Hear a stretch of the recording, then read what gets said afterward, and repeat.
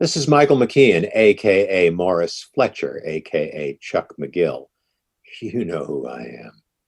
But it's time for Inside the Gilliverse with Eric Broadbent.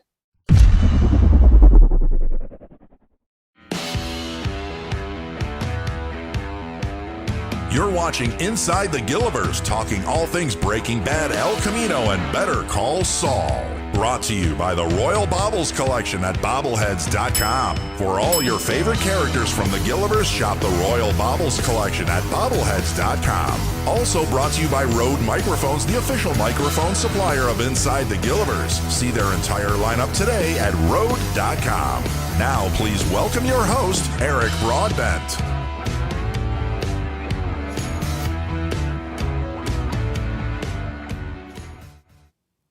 Good evening, everyone, and thank you for joining us for Season 2, Episode 16 of Inside the Gilliverse, talking all things Breaking Bad, El Camino, and Better Call Saul. My name is Eric Broadbent, and it comes with great pleasure to welcome this evening's guest. You know him as Old Joe from both Breaking Bad and El Camino, a Breaking Bad movie, veteran actor Larry Hankin. Larry, we finally got you here. How are you, my friend? I'm still alive. All right, another day above ground. That's good. So far. Okay. Okay, so far. Okay, well, that's good. You're looking good. You don't look a day over 35. Cool. You're looking good. How's things? You're working on it. You know, you're looking good. It's nice to have you here, and we finally got this worked out. We have to tell our fans, I think you had a loaner computer or something. Your computer was in the shop or something a few weeks back. Is that what it was? Oh, yeah. Everything went down. Everything.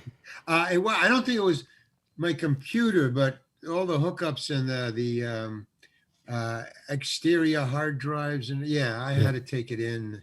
I was down. Well, it was kind of a cool thing. I was off the internet for 3 days, and what a vacation that was. You have no idea what it's like to be off the internet. It's great. And I'm going to do more of it. I am not a fan of the internet, so no, I've spoken my piece. Well, you know what? As much as for someone like myself who does this for a living as well too, it can be nice to have a break and be completely unplugged. You know, like sometimes, in our small town, as I was telling you off the air, we lose our power here sometimes. It's like a windstorm and the power goes out. Sometimes it's not so bad. You know, the family's like, okay, I can't get on the internet, but it's nice to just kind of unplug a little bit sometimes. Right. Yeah. It's great. I've been off internet since there was an internet. That's right. It's getting worse and worse. So finally, it was a pleasure. I could go out and stay out, and I couldn't answer any emails or get any emails or read any emails. Yeah, it was amazing. It is nice. You can just kind of breathe. That's why I used to like to go to the golf course. Whenever I'd go to the golf course, I would always leave my phone at home. And I was always hoping some of the guys I'd play with would please leave your phone, either in a car or something. So just go have some fun and not be connected, Distractions. I bought a new, I had to get a new phone also. I think that was part of it. It was just a mess. But I got a new iPhone. But now there's something wrong with it. It wasn't set up right, so it doesn't ring. Oh geez. So I don't get phone calls. In other words, I get them, but if you don't hear them. So I'm not in the habit of checking my phone every 5 minutes. I just do that. I answer it when it rings, but since it doesn't ring, I don't look at it. I don't. And at the end of the day, maybe I'll be curious and I'll look at the time and I go, holy cow, I've got 5 phone calls. Again, yeah, on top of what you said. Yeah. I'm not married to my phone. I'm not married to the internet. And I'm really, plus I got PTSD from being sequestered for a year. Yeah. So all of that into one ball, and I'm triggered. So anything will set me off, like I don't want to be on the internet, or I don't want to be on my phone. And so what I do to alleviate the PTSD is I just ignore everything, and it's really nice. It's like 1945. It's like 1966. It's cool. I have a memory of 1967. Okay. And I remember there wasn't any of this bullshit. And it was cool. I was fine. I was happy. I was calm. I was born in 68. So yeah, good times. Good times. Nice. I got to share this with some of our viewers that are watching right now to show you, to share with you how frustrating it was for you a couple weeks back. So I sent Larry the link for Zoom. We're on Zoom here tonight. And so I sent it to him by email. And every time Larry would click the email, it would crash the program. So he just couldn't get the Zoom link. So we're trying to think, how can we get this link to Larry? So I said, Larry and I are friends on Facebook. So I said, Larry, I'll send you the link on Facebook. And then you couldn't get into Facebook. And you know how when people go to reset their password, you have a recovery option. It'll send you either to an email address or to a phone number. Well, for Larry, it was only email address. And both email addresses were ones that you don't even have anymore. So we were like chasing our tails for 45 minutes and getting nowhere. The internet. I know. That's all I can say, digital and the internet. That's my answer to everything. It's the answer to all my problems. Yeah. And the cause of all your problems. I have this secret fantasy that if the internet and digital disappeared, I would be much better off for it. Now, I know that's not true. I know this because you get letters. Hey, what is he talking about? Yeah. No, I know that's not true. It's just a fantasy, It's just yeah. a fantasy. Well, just last week, same thing last week. We had Stephen Casada on the show from Breaking Bad, obviously, and Better Call Saul. And before the show, we did tests. Everything was absolutely perfect. All the internet gods were on our side. And then we were ready to go live, ready to smile and wave, and we go live, and the connection just dropped right out. Now that night was it was a YouTube night. It was YouTube's fault, but still, it's just you're at the mercy of this technology. And long story short, unplug once in a while. That's a good thing. Unplug once in a while. That's a good poster or something.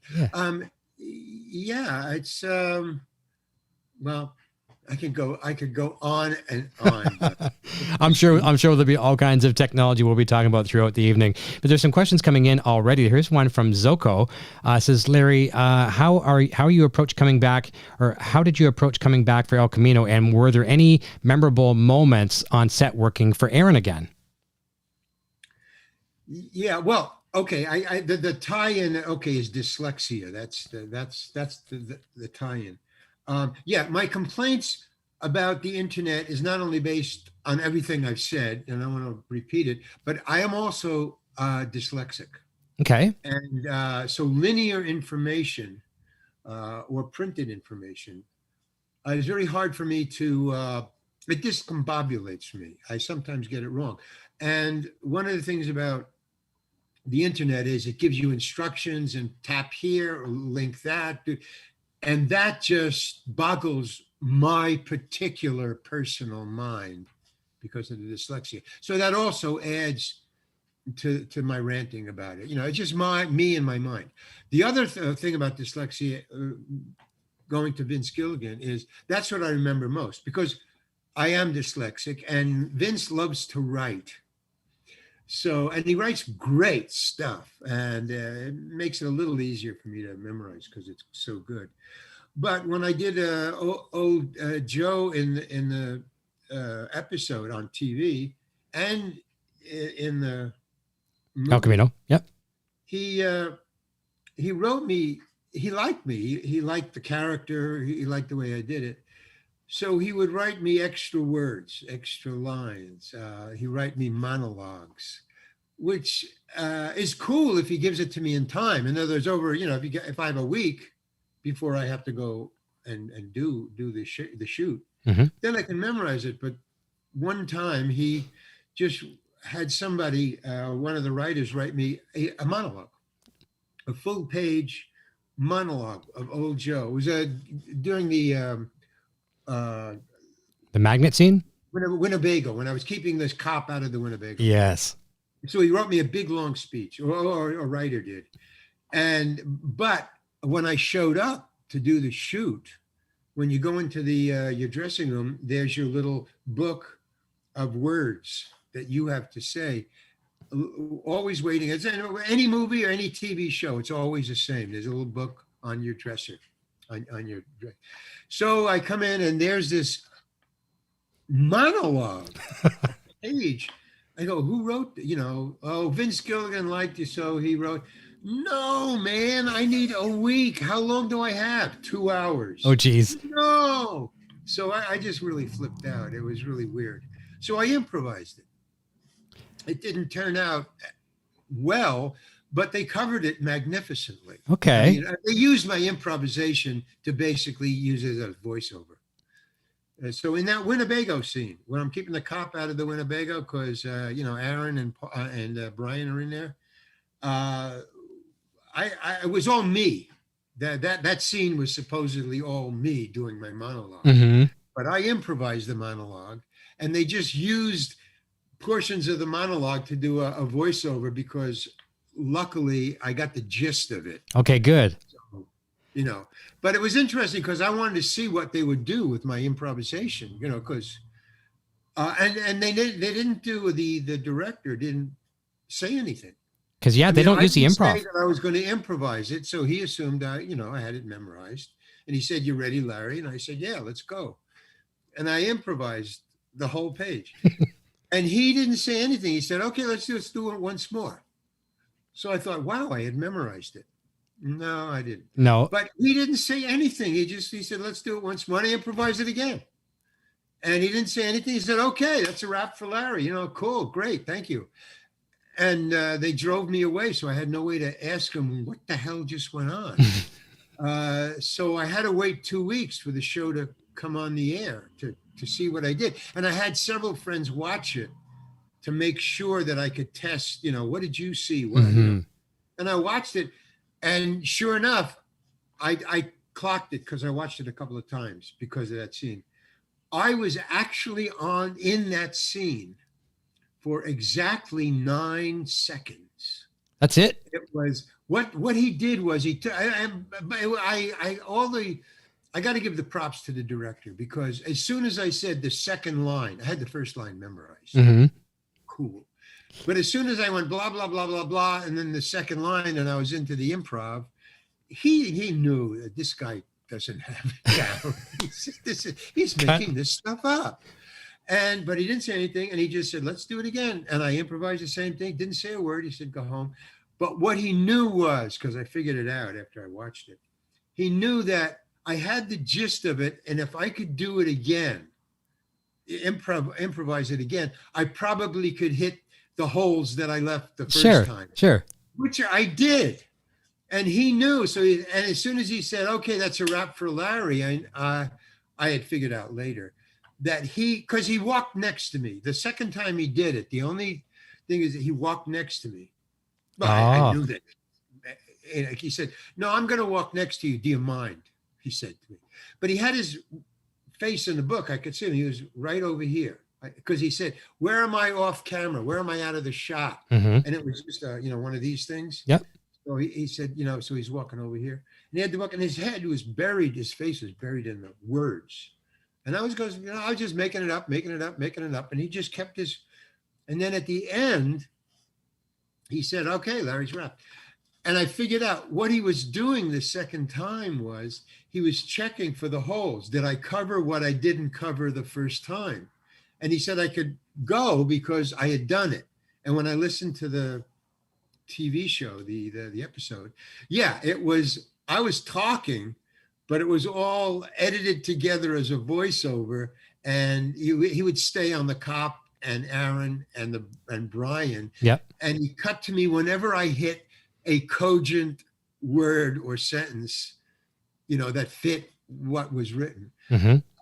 But he only did it 3 times, and it was only 1 sentence, so it was like 9 seconds. But nobody knew that. I talked to my friends. I said, "What did you see?" "Oh, you were walking and talking, and the cop was there, and they were inside there." I said, "No, that's not what you think you saw." Yeah, you remember. You're thinking it because you're hearing your voice. Movies are magic, man. Editing is just incredible. And I asked 3 other friends, and they all said the same thing.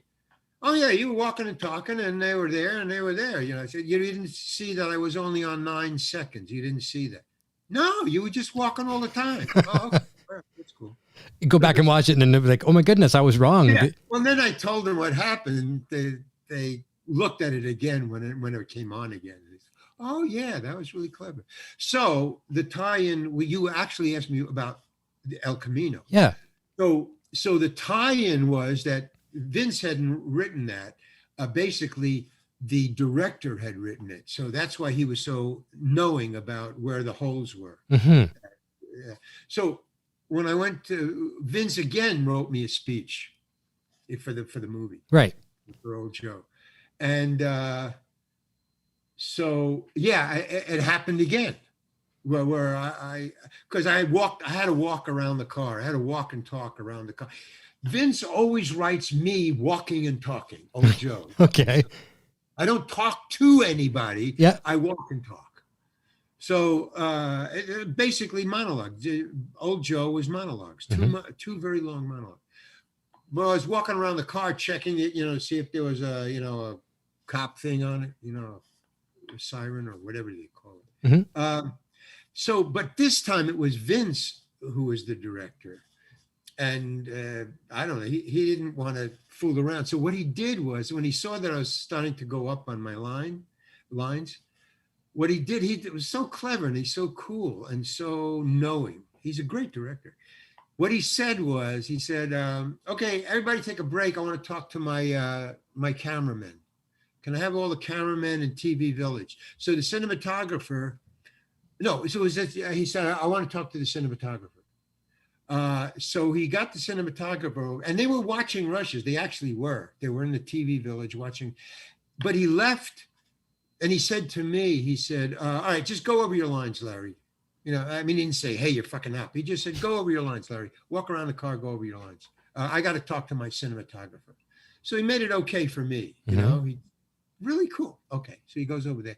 But the cameramen, there was 3 cameramen for my walk and talk. I said, who are the well, I know that one camera's on me, and there's the other guys there. Mm-hmm. So what are the other 2 cameras for? Because they weren't pointing to the other guys. And Vince said, no, they're all on you. You're just going to be walking around. I'm going to edit it together. But, one was a moving camera, one was a stationary camera, and one, I guess, was, I don't know what the other one was. But he said, they're all 3 on you. But he said, you walk around and rehearse. I got to talk to my cinematographer. So I walked around. I kept on walking around and talking around. Everybody's just watching me. Just, what is this actor doing? Nobody's, But the cameramen were watching me. And all of a sudden they got on their cameras. This is just me rehearsing, just walking around. And they started to follow me. So they were rehearsing. So that was like a cool thing. And then something that's never happened before, because they're not allowed to direct or talk to the actors, the cameraman, cinematographer, yeah, director, yeah. But they got their thing to do. I got my thing to do. But when Vince wasn't around, he was still talking to the cinematographer. So they would get off their cameras. They're all on dollies and wheels and stuff. They would get up and one of them would come up to me and say, hey, when you pass right by here, I had this thing in my hand. It was checking the car. the low jack for checking it. Lift your hand up to here, because as you're passing by here, I'm going in for a close-up. So I can't see it. So lift it up. He would whisper it to me. He'd run back to the camera. So I would put that into my walking around. Yeah. And another cameraman would come up. He'd say, well, when you pass by here, just kind of look up a little, because I'm like dollying by and I think I'm going to get a great shot. So by the time Vince came out and said, you ready, Larry? And I said, yeah, let's do it. These guys had already, they were locked in. Yeah. So when they did it, it looked great. But I think, so that was cool. That was my story about Vince Gilligan to you asked me. But when I watched the show, because I wanted to see, how that turned out, it was really very simple. He stuck with, it was one camera. He kept one camera all the way around, as far as I don't remember double shots. No, multiple shots, multiple angles. No. He had multiple shots, but he only kept it on. So, there was, it was a walk and talk. Yeah. There was no cutting back and forth. No. So but it's kind of cool because it was a good shot. So, he was using it. But in the editing room is where the magic happens. And this is what I learned about making movies for all you actors out there or wannabe actors. If you're doing a movie, not a sitcom or not television, but if you're doing a movie, any kind of movie, if there's a single camera, you can't be bad, because if you're bad, they won't use the shot. It's not like they're going to leave it in and let you be lousy. Yeah. No. So you're, and the worst that could happen is they cut you out. What they do is they have you talking, but the camera is on somebody else listening. Yes. Yeah. But you can't, unless you see the person. I mean, this is what I picked up, and I think it's true.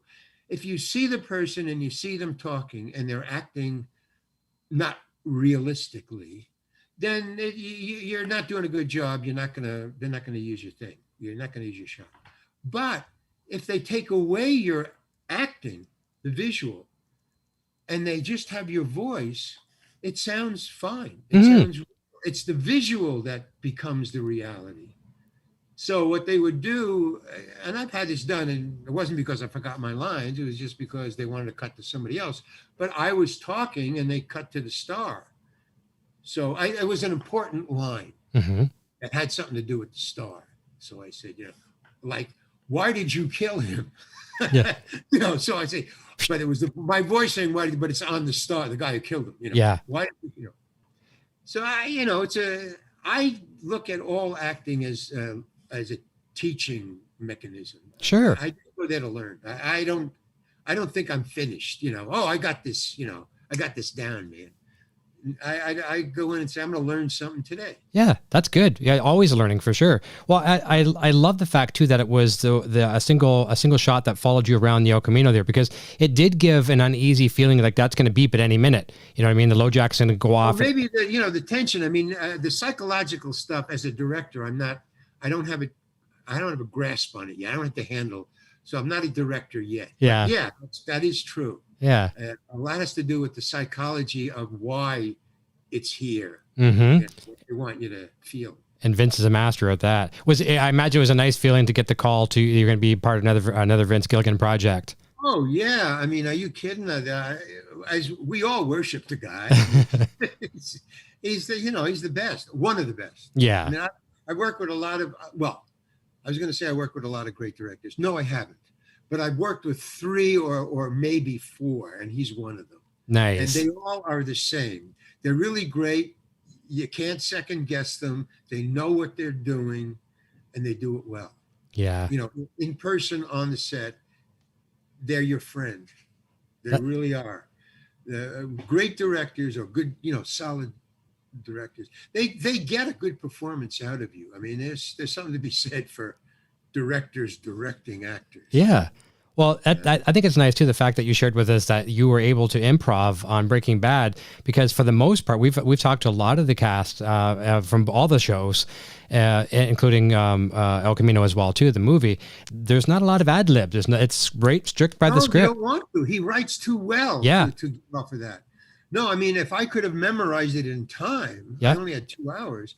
But I did get the gist of it. I mean, his writing, said this is, kind of what's going on.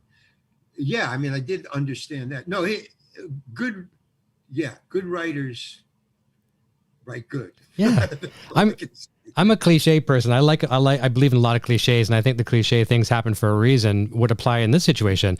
You could have memorized it. It could have given a different performance, better or worse. But it was really relaxed. Yeah. Really, because I was improvising. I didn't have to. The only thing I was thinking of was, don't say any uhs or ums. Mm-hmm. You just keep your mouth going. Yeah. That was the only other thought I had.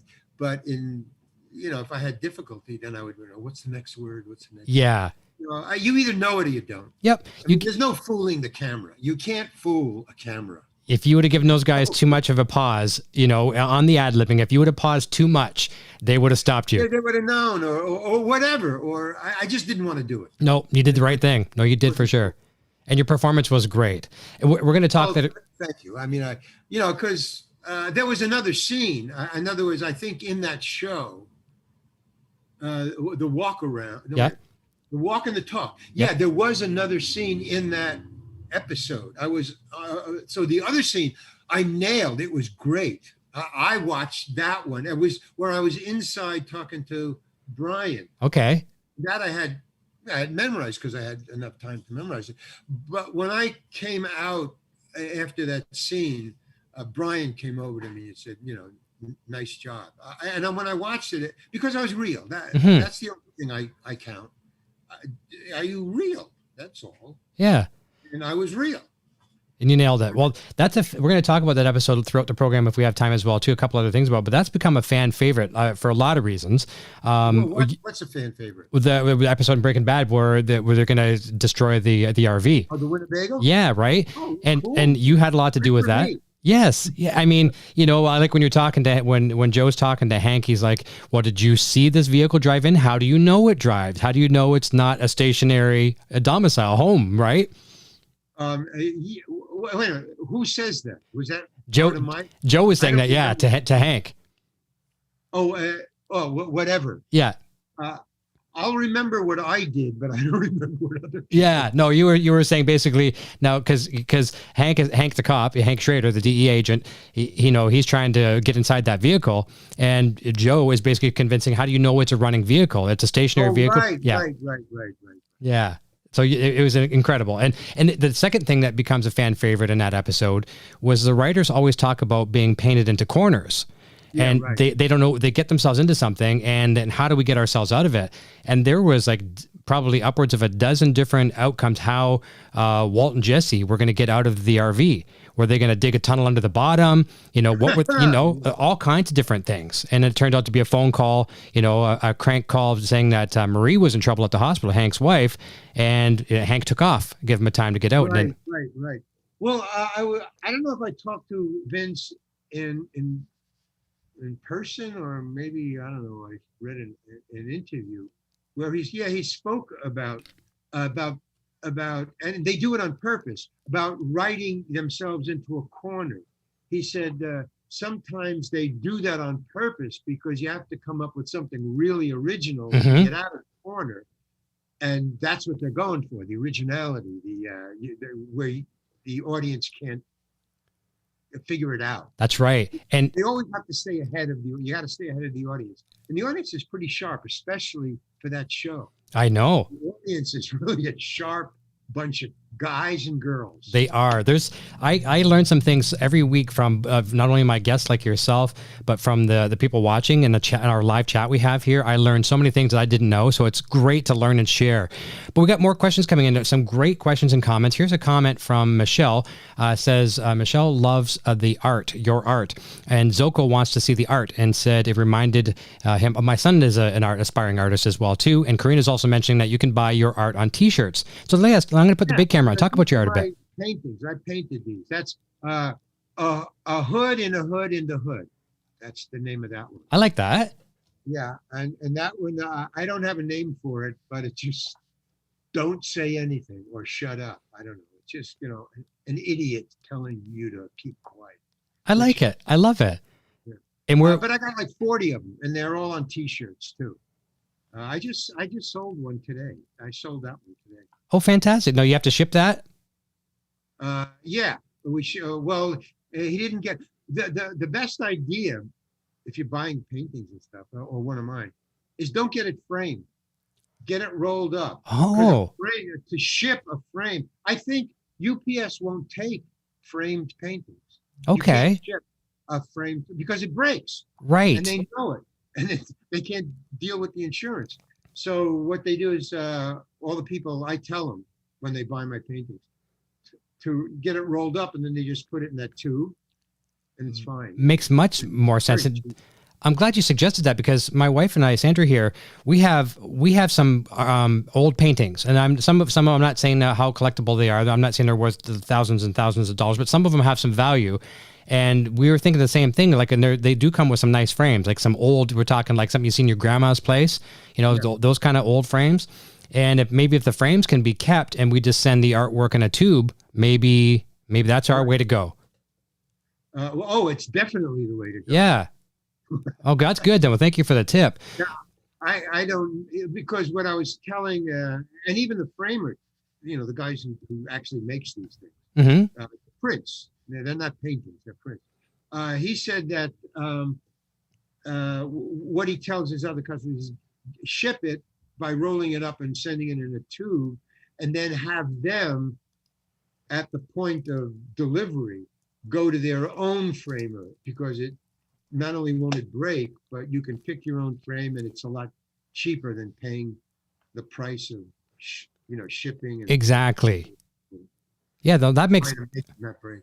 Yeah. The couriers like your FedEx and your UPS and people like that, they don't want the hassles of the insurance. And so, I mean, you'd have to pay the insurance if you're shipping a frame, but still, it's going to get broke, right? Well, they were talking about the glass. Yeah, the glass. If the glass breaks, it may rip the painting. Yeah. That's the whole. That's right. You should ship it in a tube. Yeah, it makes total sense. Here is a question from Zoko Santos. This is a Home Alone question. On Home Alone, how fun was it playing Officer Balzac? That was that's a great role. The donuts and everything. Did you experience some good moments with Macaulay Culkin? I didn't have any scenes with anybody. That was it. That's it. That was to pay off a debt. Okay. That they owed me. I was going to play, who's the guy who was Joe Pesci and the other actor who was with Joe Pesci. Daniel Stern, is it? Daniel Stern. Yeah. Daniel Stern was hired and Joe Pesci was hired, and they were shooting the movie. They shot for 2 or 3 days. And I get a call from my agent saying, hey, what are you doing right now? I said, nothing. He said, well, look, here's what's going on. Daniel Stern, they're shooting the movie. Daniel Stern has asked for more money, and they've already shot the movie. So he's, sitting down. I'm not going to work unless you give me more money. Mm-hmm.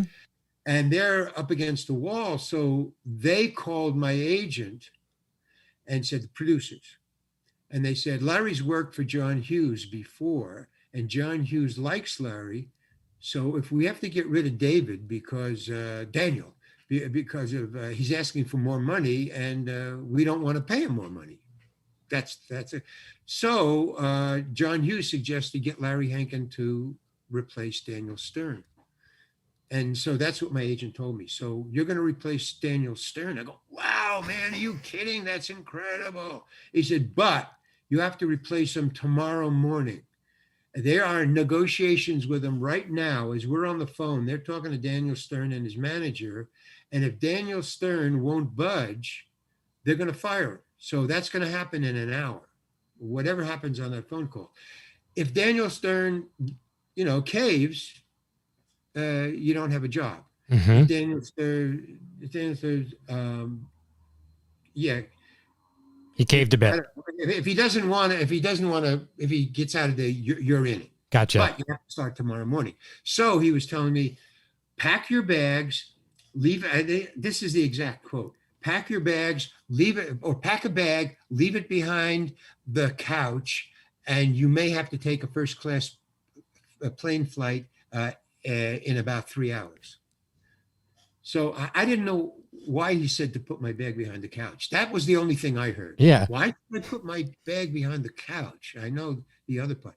Okay. So he said, and sit by the phone, and in an hour, we'll call you back and we'll let you know what's going on. So I sat by my phone. I put it behind the couch. I want the job. I put it behind the couch, and I sat by my phone for an hour. And sure enough, he calls me and he said, okay, Daniel Stern caved. You don't have a job. There are other jobs out there, Larry. Good luck. And he hung up. Oh, no. So I was really PO'd. But, hey, that's show business. That is acting. That part of the game. So I forgot about it for about 2 or 3 days, after 2 or 3 days. And then I get a call from my manager, or my agent, and he said, hey, guess what? No, I don't want to guess what. What? He said, they called again. The producers called again, and they think that there's a curse on Home Alone, on the movie. He said, whatever the reason is, and whatever the curse is, they didn't say, but they said, they think it's because they jerked around Larry. They jerked me around. Wow. With the, hey, wait by the phone, pack your bags, you're going to fly first class, blah, blah, blah. And so they feel very, very bad, and they feel that what they did to you is the cause of it. And they got to make it up to you. So they want you in the movie to just prove to whatever gods. I'm telling you, this is the truth. This is not. that whatever gods are cursing the movie will be called off if you're in the movie. But he says there's nobody else. No, what do you say? There's no other parts in the movie. All the parts are cast, and they can't fire somebody just to hire you for a little part. They can't fire a big star. So they have to create a role. So they can't fire anybody. But so there's only one part left that they want to give you, and it's only 2 lines. But they must have you in the movie. That was the thing. That's my agent was saying. They must have you in the movie to get the curse off, which was so bizarre. I've never heard that kind of talk. Okay. So he said, so here's what they're willing to do because they want you in the movie. They think it's important. They will fly you first class, but pick you up with a limo, fly you first class, pick you up with a limo, deliver you to the studio in the limo, you will be the first shot of the day because you're flying tonight. You will be the first shot of the day. They will have everything set up, your costume ready. You'll be the first shot. It will take you exactly 2 hours. They can limo you back to the airport, first class, back to LA, limo to your home. You will eat dinner and sleep in your own bed the same day. Will you do that? And they will pay you $10,000 to do it. Yeah, are you kidding? I didn't even think. Yes, let's do this. You had me at dinner, you know? yeah, exactly. So that's the story of that little thing. And that's the pay. In other words, they owed me that. That was, and when I did it, so then they called me to verify it. The producers actually called me and said, so you're in, you're doing this. We're so happy, but you have to get on a plane in an hour and a half, so get to LA airport, pack your stuff and get there. So I'm on the phone to them and they said, by the way, Larry, do you want any kind of props at all? I mean, it's open to you, we need you. There's a curse on the movie. So you want a prop, whatever you want, name something, we'll give it to you. Just for the scene.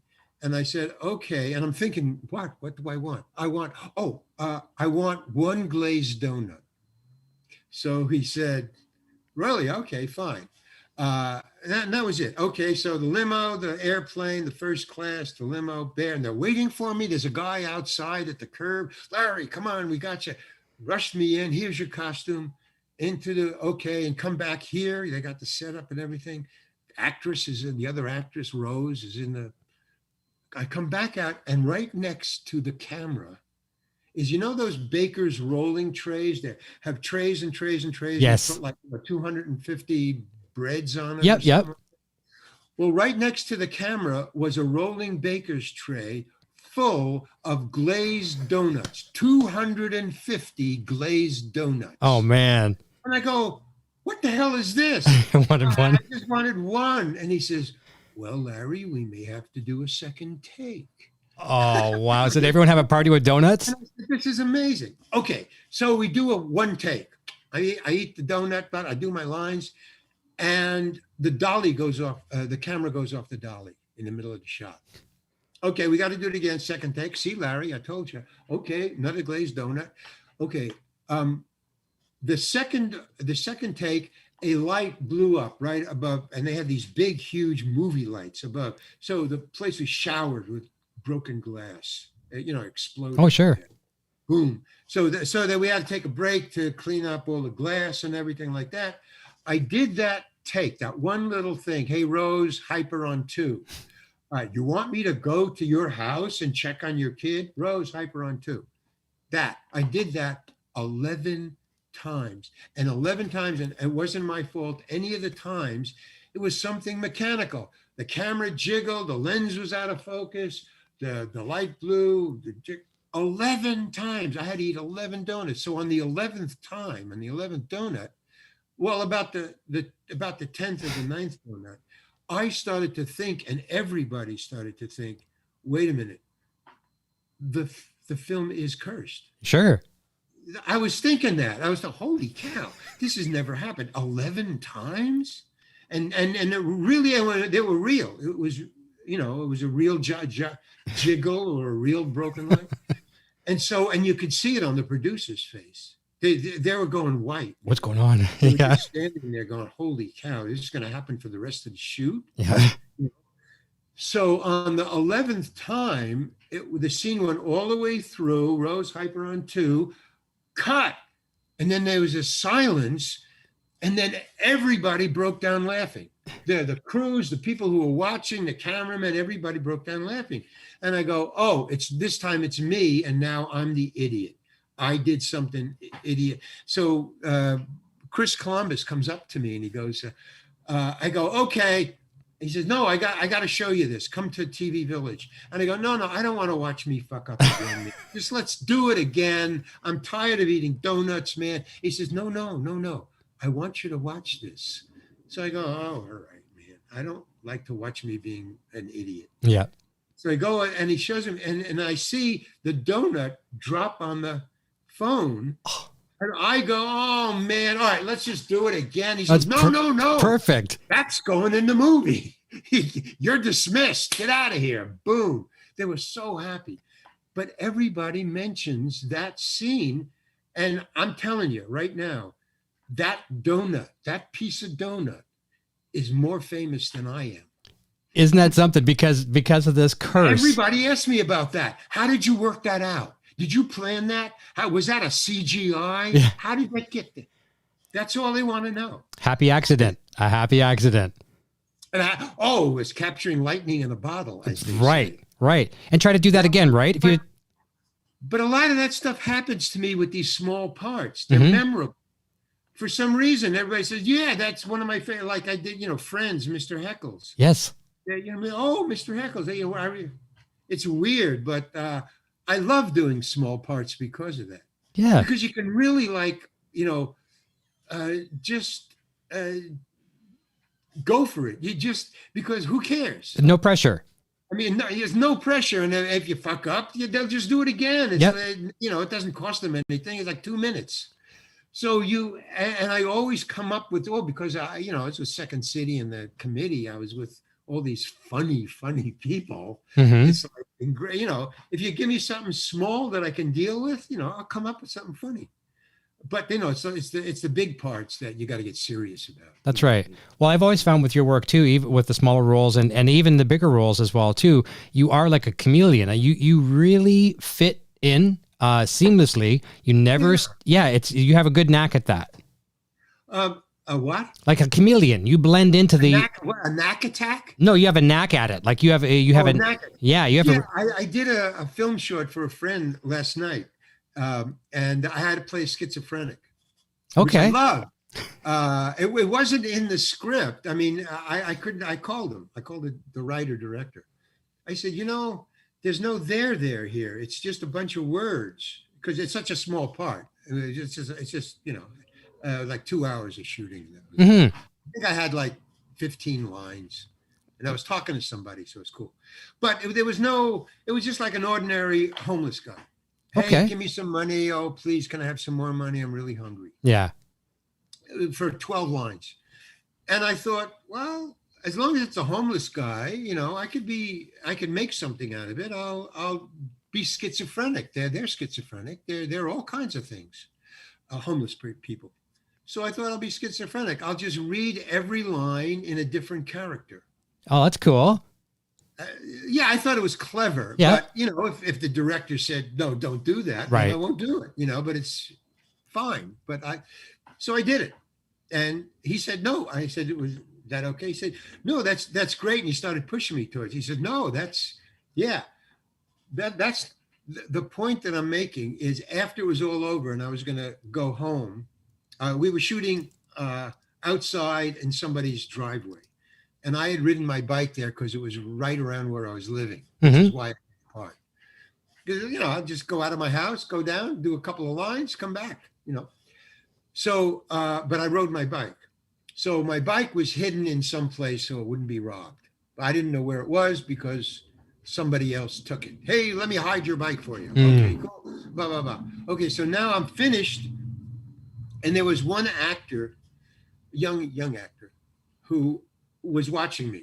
And when they said, does anybody know where Hankin's bike is? And this actor said, yeah, I do. And I'm finished, so I'll take him. as we're walking, he says, which relates to what you said, he said, wow, you were really amazing in that thing. I go, in what way was I amazing? Yeah. So he goes, well, you were every character. In other words, when you were crazy, you were crazy. And you were really normal and sweet. You were really normal and sweet. Like you were totally believable. Yeah. But from line to line, Now, nobody knew this, but I had done an improv like that 20 years ago in the improv, in the committee. Yeah. And it ran for 6 weeks. So I had done a schizophrenic for 6 weeks 20 years ago. So that's all I was using. But I had it somewhere in me, memory or whatever.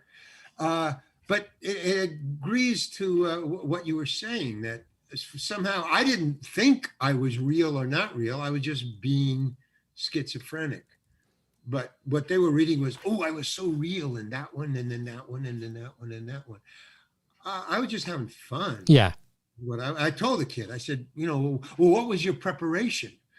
I said, have fun. It's only 12 lines. What is he going to do? Fire me? Exactly. He wanted me in it. He called me. It's a friend of mine. He knows what I do. Mm-hmm. There's no pressure. If it was John Huston directing me, I would have never even suggested I do a schizophrenic. Right. I would have asked first, and then I would have talked to him about it. Yeah. So, I tell it just depends where you are, who you're with, going on. But right now, I remember when I was young, but right now I just want to have fun with the chops that I've developed over, 30 years of acting. That's right.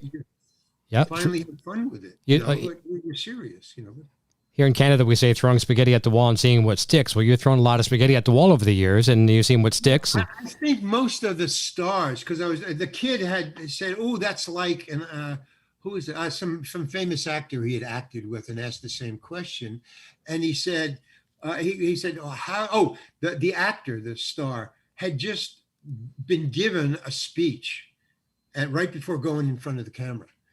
And this young kid was watching him. He took the speech on the page, and he just read it like 3 times.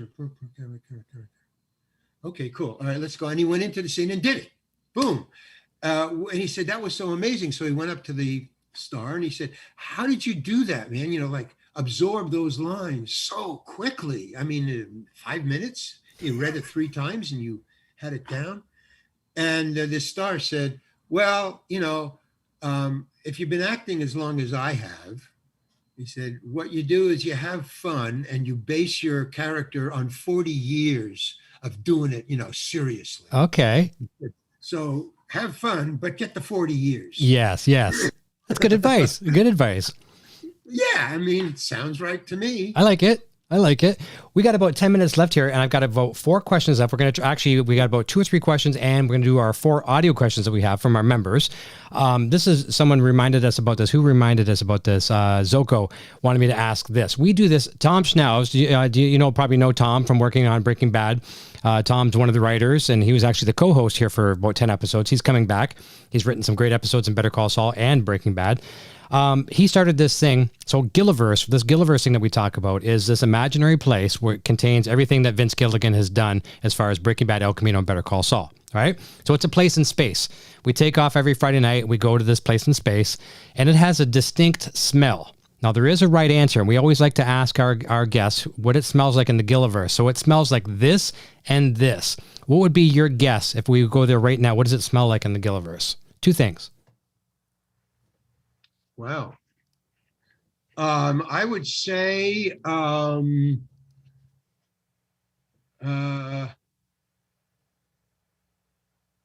gunpowder and watermelon. That's good. Gunpowder comes up a lot. What it actually is bacon and fear. Oh, well, it's the same thing. There you go. Watermelon. Yeah. Bacon, fear. Yeah. But gun smoke, gunpowder, that comes up a lot. Those are good smells for the Gilliverse. Exactly. Yeah. Yeah. Bacon and fear. And fear. Maybe it's when you're sweating, you stink. That fear. I've smelled that fear on me in my youth. Yep. It's sweat, but it's a different kind of sweat. Like a skunk. It's bad. Yep. Well, it's pungent. Yes. I guess it's. No, I didn't smell like a skunk, but I smelled bad. Yeah, your fear has a smell. It does have a smell. That's a smell of fear. That's right. I know That's right. Okay, we're going to jump on to two other questions and jumping into our, first of all, a couple of super chats came in as well too. Thomas Maynard sent a super chat, and a super chat from That Came With Pickles. Any story behind Alan West's name change and escape from Alcatraz? Alan West? Yeah, I'm not sure. Story behind Alan West's name change and escape from Alcatraz. I don't know an Alan West from Escape from Alcatraz. Okay, well, I'm not sure on that one either.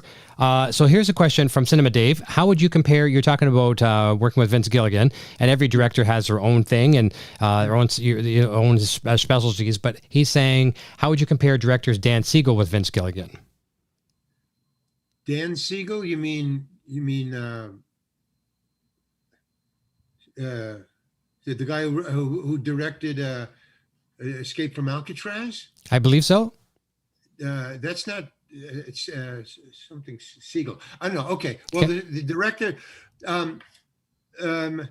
Vince Gilligan is your friend as a director to an actor. He comes at you as a friend, like your friend called you and said, "Would you be in my movie?" So he's really. And for me, because I was so curious, I never went to my dressing room on both. Escape from Alcatraz and even Breaking Bad and the movie El Camino. I never went into my dressing room ever for those two movies. I always was on set, and both the directors noted that. And the difference was that Vince was my friend. Like he would say, I would ask him questions. I would ask both directors questions like, why do you put the camera here? Or what are you going for? Or how is that? And Vince recognized that as my interest in maybe directing. And so he would say, would you like to see my shot list? Or would you like to see my, what do you call it? The cartoons that they draw? Like an animatic or a storyboard? The storyboard. Would you like to see my storyboard? Would you like to see my shot list? And I'd say, yeah. Sure. He'd call his assistant over and he said, show Larry my shot list, or show Larry my storyboard book. And I would get to look through his writings. I mean, his storyboard was it was a thick, loose leaf binder book. And it was about, 90 pages. And I would go through it and he would have the camera and where it was put. It was like a genius. I mean, he was really into it. And measurements and stuff. It's amazing. Whereas Don Siegel. Yes. Whereas Don Siegel came at me as my friend, but he would always just put me on. He would treat me like his grandson. Okay. He was like a grandfather. And he would say, hey, Larry, I would say, why are you doing this? And he'd say, I don't know. I think I'm going to be fired. We're going to find out. Don't say anything. I mean, he would be always doing something like that. Larry, because I was always in costume, because I was on there for 3 months. Yeah. So, even if I wasn't, so I'd be on set in costume and he'd go, hey, Larry, get in that cell. Get in that cell. Why? I need a body in there. It was not, okay. So, what do you want me to do? I don't care what you do. Get it. I'm doing a close up of the star, of McGowan and Clint, and there's a hole in the middle of the thing, and we're shooting into a cell. I want somebody in the cell. I want a body in the cell. Get in there. So I'd get in there and I'd say, how long do you have to? Am I taking too long? Or no, you're good. We're good. Okay, so he says, how long? I asked him, how long do I have before you have to shoot me in there? He said, 4 minutes. They're setting the lights up. I run to the prop department, which was on Alcatraz. I mean, they had shipped a prop table and stuff. And I run in, I said, you got a chessboard? What do you want a chessboard for? And I said, I got to be in a cell and I want to be doing something. So I want to be playing, checkers. Checkers. I want to be playing checkers. And he said, we don't have a checkerboard. I said, well, what do you do? Well, we have a chessboard and we have a chess set. Okay, give me the chess set. Give me the chess set. Boom. And which is really cool because in a lot of ways, first they had a chessboard And second, I could run up to him and I didn't have to identify who I was. The prop department knew I was Charlie Butts. Right. That's amazing to be an actor for the first time, to be known in your character. Yes. What are you doing? That would be the, if I said, give me a chessboard or a checkerboard, or who are you? What part do you play? Yeah. He didn't ask that. He said, what do you want? Boom. So I quickly run back, go in, set up the chessboard, set all the men up. Okay, the two stars get in there. They're like that. And Don Siegel says, okay, and action, and blah, blah, blah, blah, blah, blah, blah. Cut. All right, Larry, come here. He's always calling me Larry. And then he would put me on. I knew every time this is going to be bad. I know he's going to, Larry, come here. So he calls me over and he says, what the hell are you doing in there? I go, I'm playing checkers. No, you're not. You got a chessboard in there. Yeah, I know. But Charlie Butts doesn't know how to play chess, but this Alcatraz department, gaming department, doesn't have any checkerboards. They have chessboards. So Charlie is playing checkers with his chessboard, the only thing that he could get. But I don't have to do that. I don't have to do that. I don't have to do anything. I'll just sit there. No, Larry. You keep doing what you're doing. I just wanted to know what the hell you were doing in there. Go back there. All right, okay, Clint, we're going. Come on, let's do it. He was always like something important, and then he would say it was nothing. He'd say, I need you to cry. I don't know if I could cry. You got to cry, Larry. This is a scene where you're left behind, and you got to cry. So I said, well, I don't think I can cry. I'm not an actor. I'm a comedian. He said, well, you better get in your dressing room and slap yourself silly until you can cry, because this is an important scene. And I said, how long do I have? He says, you have an hour and a half. And I said, okay. And I go into my dressing room. I can't cry. So I'm slapping myself. Mm-hmm. And then finally he says, you're up, man. I go in and he says, you ready to cry, Larry? And I go, yeah, because I never cop to anything I can't do. Sure. Never. Yep. So he goes, are you ready to cry? And I go, yeah. And I know I can't cry. He sits me down and then he gets the camera right up. If you look at that scene, the camera is this far away from my face, this far away from my face. Yep. He says, okay, get ready, Larry, to cry. And everybody's standing around now because he's made an announcement. Larry's going to cry. So they're all gathered around. And he goes, okay, and action, Larry, cry. And I'm going, ooh, and nothing. It's not happening, man. He says, cut. Okay, Jerry, bring it in. What? And Jerry comes in with this little perfume bottle, that grandmas used to use with the little bulb at the end. Yep. Well, he comes in with this grandma squeeze thing, and he sticks it in between the camera and me, right in there, and he just goes psh, psh, with this liquid, and it just whiffs by me. Yeah. And then Don Siegel says, "Okay, everybody ready? Camera, rolling."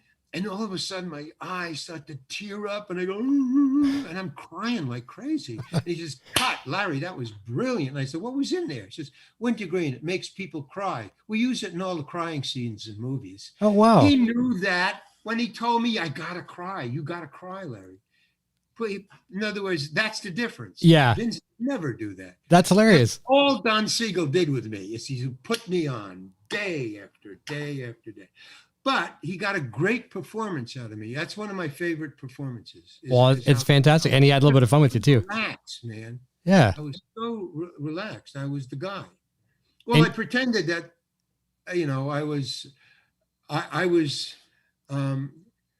I kept on, when I took when I took Don Siegel seriously, before I realized, oh my, he's putting me on. Okay.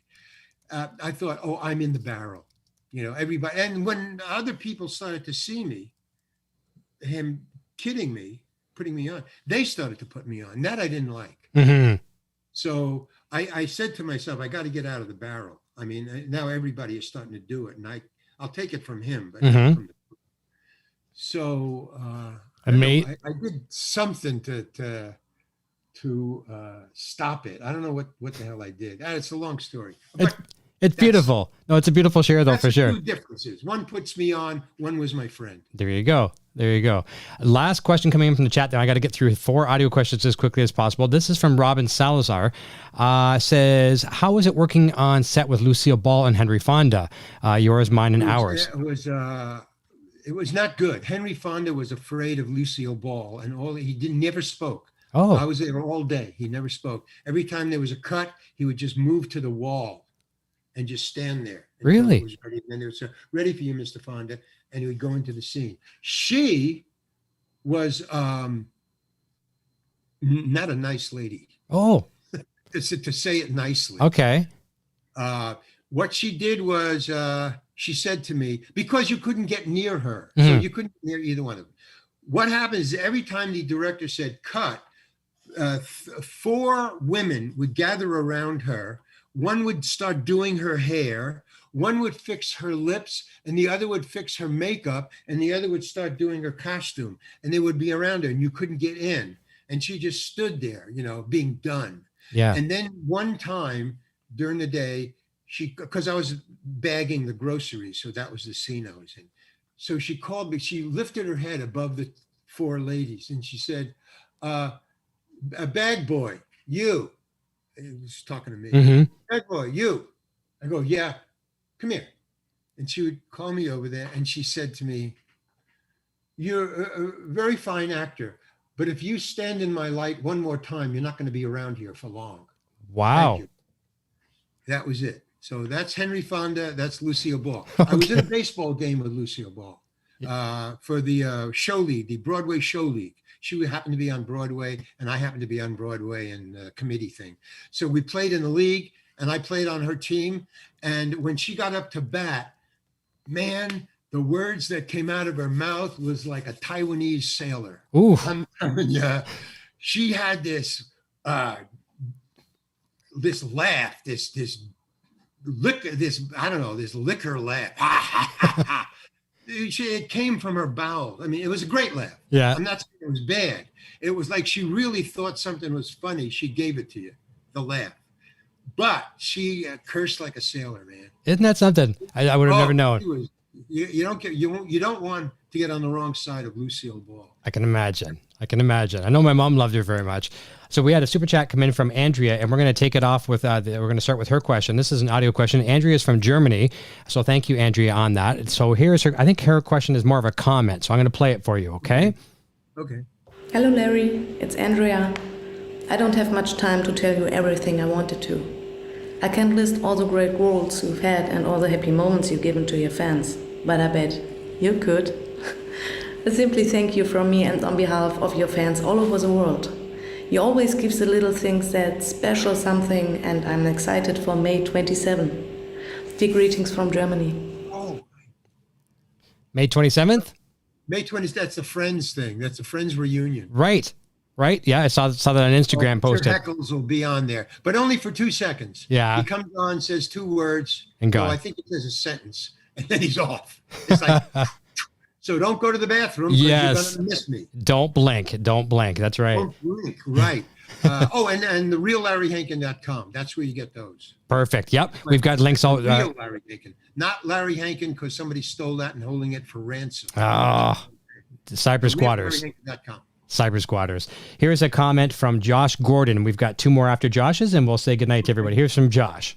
Hey, Larry. This is Josh here. First off, I love the fact that you keep popping up in all these shows and movies I love. One of which is Seinfeld, and you're probably in one of my favorite episodes of Seinfeld, and there's a lot, and that being the pilot, where you played Seinfeld pilot version of Kramer, which to me it was one of the most bizarre episodes ever because everyone's kind of playing a doppelganger of someone else. You're playing a doppelganger of the Michael Richards Kramer, although I love the plot line, how you two don't really get along, and Michael Richards for the whole run of Seinfeld plays the doppelganger of the real-life Kenny Kramer, who his character is based upon. So I'm curious, what was your experience like filming that episode? Thanks a lot, man. It was great. I mean, they're all funny people. I really liked hanging around with them. I mean, they would huddle up. In episodics where you're on for a couple of years, the stars are always, when they say cut, they like huddle up. They all talk together. You can't. It's very hard to get in to the, because they know each other for years. But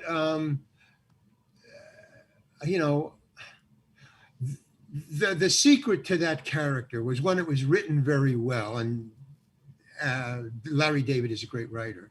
He's a great director too. And he came up to me one time and said to me, he gave me a great direction, one of the greatest directions I've ever had. Mm-hmm. Larry David said to me, I was doing Kramer, and he came up to me. He was always going up to all his stars and giving them little hints. So, he'd go, he wouldn't know what they would say. And then they would do the scene again and they would be funnier. So I wanted Larry to whisper something to me to make me funnier. And finally, one day, he did. He came up to me, said, Cut, I want to talk to Larry. Bring me aside, and he says, I know what you're trying to do, Larry. And I got really angry because the word trying, it's trying. Either I'm doing it or I'm not. Right. It's trying. So I have an attitude problem to begin with. And so I just gave it back to him. I thought he was giving me attitude, which he was. Yeah. You know what you're trying to do. So I said, oh, really? What am I trying to do? And he said, you're trying to do nothing, which is exactly what I was trying to do. He pinned me exactly. And I was so amazed that he was so sharp at that I went, oh, wow. I mean, I totally blew my anger. Yeah. Wow, that's right. Yeah, I am trying to do nothing. And he goes, well, you're doing something. And he walked away. And I thought, that's a director. That's fantastic. That's a director. That's a piece of direction you can work with. Yep. You're doing something, doing nothing. That's fantastic. I mean, he challenged me and he didn't give me a direction. He just said what I was doing that was not what was wanted. So he gave me the whole world to take. Okay, you're doing something. Just do nothing. So that was really great, and I really liked. He was a great guy. That's awesome. He's crazy. He has OCD. Yeah. I don't think you could stay in a room too long with him. Yeah, limited doses. Minutes, because he'll start fixing your tie or something. I mean, he's just OCD. Yeah. He's got control over everything. But on the set, he knows what he's doing, man. I mean, he's a funny guy. Apparently he knows what's funny. I don't know if he's a funny guy. But he knows funny. It's funny. Yeah, and knows how to get it out of people. Got two last audio questions coming in from Lori and from Karina. But before we do that, I see a birthday in the house. It's also on the 27th. So a special day for you, special day for one of our regular viewers and friends here, Zoko Santos. Think we could get a happy birthday from you for Zoko Santos? Happy birthday to Zoko Santos. Is that his name? That's it. Zokos. There you go. Happy birthday. Okay, rock on, Zokos. Rock and roll. Our two last audio questions. And for those of you that would like to send in audio questions like this, you just have to join and become a member. I believe Sandra Lee, Nocturnal Butterfly, has posted the link, but there's a little join button down below. Become a member of the channel. You can send in voicemail for the next guest. So here's our question from Lori, and we'll wrap up with Karina. Hey there, Larry. This is Lori. It's great to have you here tonight. Which means the most to you? Getting co-star billing for Escape from Alcatraz, getting an Oscar nomination for Sally's Diner, or painting? Thanks very much. Take care. Good question. Wow. It's a tough one because I can't choose between those three are my favorite things I've ever done. I mean, I love my part in Escape from Alcatraz, and it's also a really good movie, but I like the work that I did in Escape from Alcatraz. I love painting because it's color. It's not words. I love color. So I can spend hours just on a painting just because of the color. And what was the other one? The third one was... the award?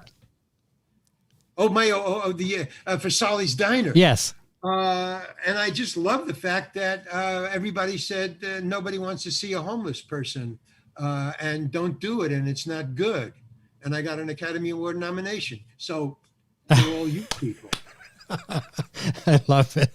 All right, By the way, just let me add that to you and everybody else. Anybody tells you you can't do something, go do it. Exactly. Very well said. The best advice of the entire evening, and that applies to anything. And our very last audio question for the evening, this is from Karina. Here she is. Hi, Larry. This is Karina. I want to ask about your experience working with Bill Hader on his show Barry. Sounds like they really collaborated with you and allowed you to give your input into this Russian hitman character that ended up being a real scene stealer, which you were brilliant at. Thank you. Yeah, it was great. He was another one of he's gonna be a great director. He's something else. Triple threat. So what happened was I got, I wanted to work for him. I wanted to be in Barry. I wanted to be directed by him. I wanted to meet him. So I was stoked, and I got the part, and it's a hitman, and no instructions, just here's the pages. And so I studied it, and I really wanted to do good for Barry. I just want to do. I never want to do great or good. I just want to be good. I want to be professional. I want to do my best. But I was driven on that one. I was like, I got to impress. Geez, I forgot his name now. That's crazy. I don't know. Anyway, so I got on set, and he doesn't direct either. The good directors do not direct, except you're doing something. Mm-hmm. That was brilliant. But he never said anything to me the whole day. I was there for the whole day, and he did a lot of coverage on the scene on me. And afterwards, I was getting really worried because he never spoke to me, and I was trying to do a good hitman, and I needed feedback. That was the only time, really, that I can remember that I wanted feedback from a director. If they didn't say anything to me, I figured, well, okay, I did my job. They weren't impressed. I'm going home. But this, I wanted feedback, and he didn't say a word ever. So finally, when I was dismissed, I went up to him and I said, can I ask you a question? He goes, yeah, sure. What? I go, you never spoke to me. You never gave me any direction. And I thought I really needed it. And I was just wondering why that was.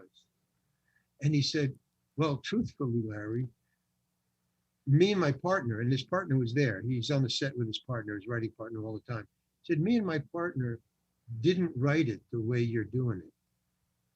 We wrote it a whole different way. And we didn't know what you were doing, but it was working so well, we didn't dare stop you or interrupt anything you were doing. So they kept on backing away. Sure. Which I thought was a great compliment, man. But, while I'm doing it, I was just like, fear, Yes. Fear. And we can smell that fear. Why isn't he talking to me? I must be doing something bad or something, Meanwhile, it was beautiful. That was great relief when he said, we just didn't want to go near you. Yeah.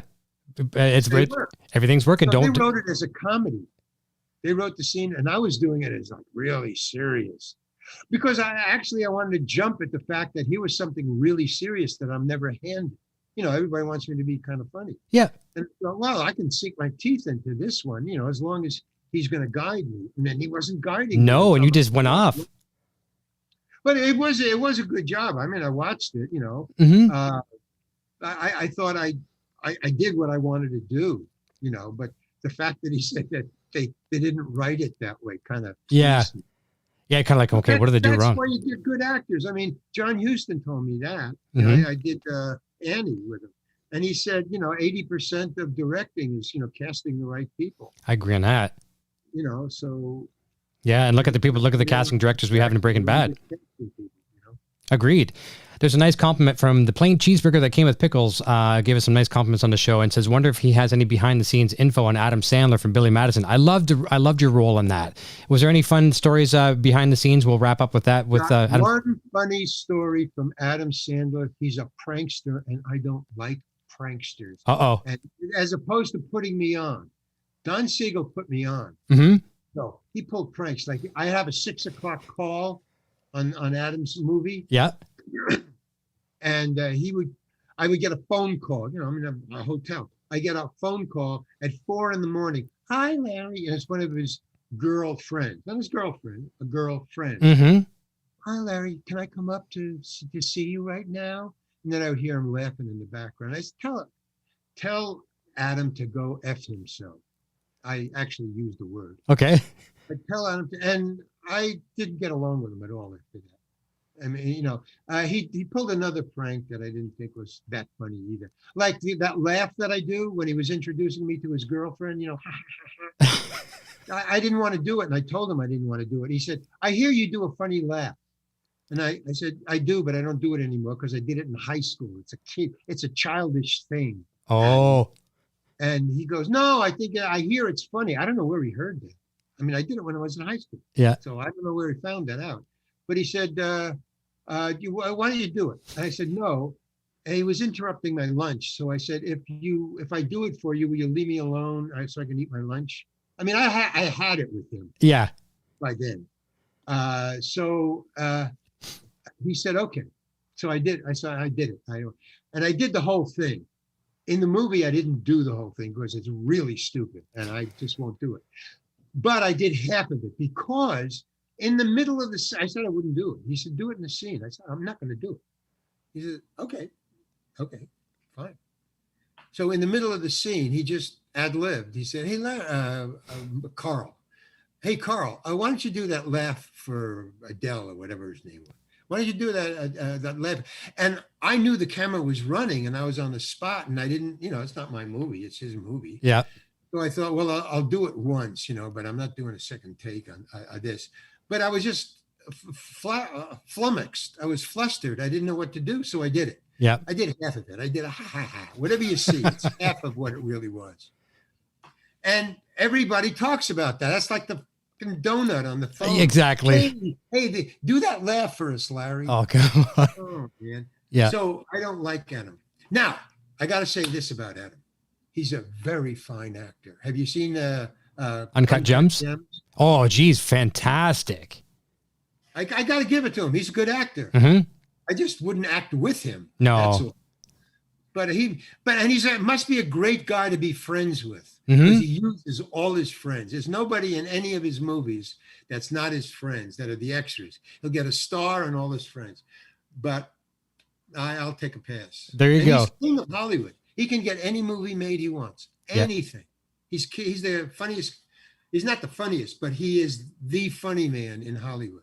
Yeah, he doesn't get told no very often when an idea is pitched. Apatow is the funny man in Hollywood.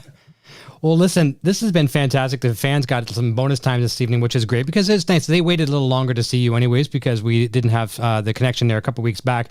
But Larry, I want to thank you. It's been a fantastic way to kick off the weekend, a long weekend here in Canada, which is great. So thank you so very much for your time and your stories. It's been an absolute pleasure. Well, thank you for having me. I just had a ball. I never talked about this stuff anymore. Awesome. So it's fine. Well, that's Thank good. you. Oh, my pleasure. I want to say thank you to some other people here as well, too.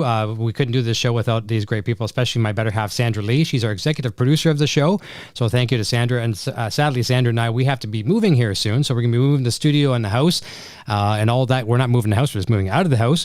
So there's a support link. You can help us with that as well, too, in the chat. That helps greatly. We want to thank our show sponsors, Warren and Rachel at bobbleheads.com. We'd also like to thank all of our channel members, our Patreon supporters, our channel moderators, our YouTube subscribers, super chatters, our PayPal donators, and people that buy our merchandise like you're seeing me wear right now at our Broad Stash Boutique.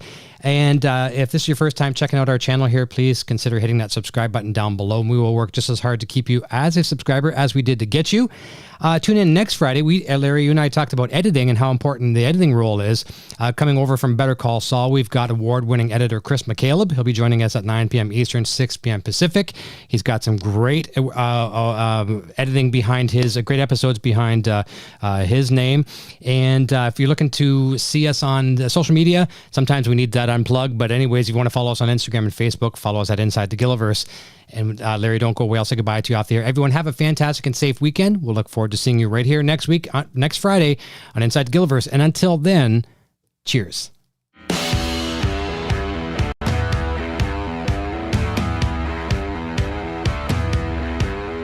Thanks again for tuning into Inside the Gilliverse with Eric Broadbent. Be sure to check back each week for more great discussions and interviews with cast and crew from Breaking Bad El Camino and Better Call Saul. Please like, subscribe, and share this video with your friends.